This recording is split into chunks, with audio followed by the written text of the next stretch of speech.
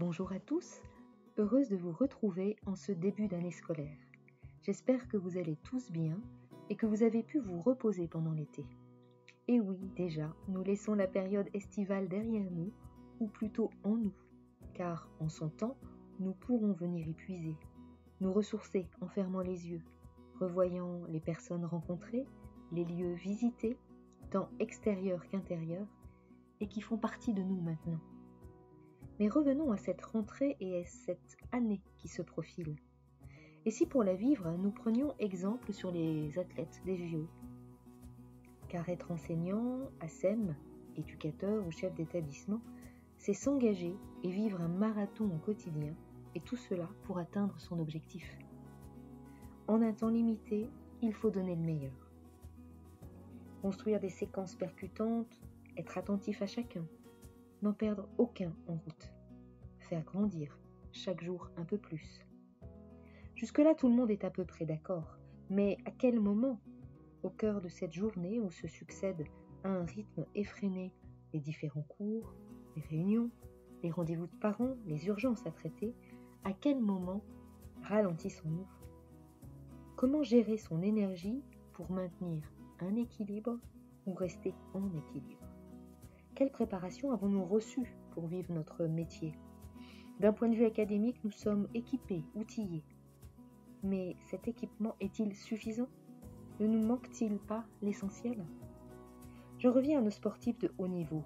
Ils sont accompagnés, ils apprennent à se connaître jusqu'aux méandres de leur fonctionnement. Ils apprennent à regarder en face leurs difficultés et leurs talents. Et si nous faisions un premier pas de côté en ce début d'année pour mieux vivre ce marathon? L'exercice est quotidien, régulier. Il permet au fur et à mesure de mieux se connaître. Pour commencer cet entraînement, je vous propose de vous regarder fonctionner dans la journée. À quel moment vous prenez soin de vous? À quel moment entendez-vous votre corps vous dire stop? À quel moment quittez-vous votre costume, votre seconde peau, et revenez-vous à vous, pour votre bien et celui des personnes avec lesquelles vous vivez et vous travaillez? Je vous partage 2 pistes qui m'aident personnellement à ralentir dans la journée. Quand le stress, la pression monte, quand il y a ce trop qui pointe son nez et qui m'amène à me crisper, me tendre et à me suradapter pour aller toujours plus loin. Dans ces moments-là, 2 choix s'offrent à moi. L'alternative est simple. Poursuivre et se dire que ça passera, ou oser s'arrêter même 1 minute, et c'est déjà un début, et ressentir cette tension corporelle et ou mentale, puis respirer, vraiment. Couper cette spirale. Ne me croyez pas, tentez l'expérience car cela s'expérimente et plusieurs fois par jour. Si vous vous dites oui, pourquoi pas, en l'inscrivant dans votre to-do list, il y a peu de chances que vous pratiquiez. Pour vous donner envie de vous lancer, voici comment un spécialiste en médecine traditionnelle chinoise nomme ce moment de pause, de retour à soi. Il le nomme l'égoïsme salvateur. Car pour prendre soin des autres, pour être au service des autres, il est nécessaire de commencer par prendre soin de soi.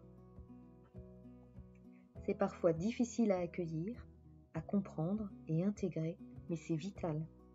Alors, belle reprise à chacun de vous et respirez. À très vite.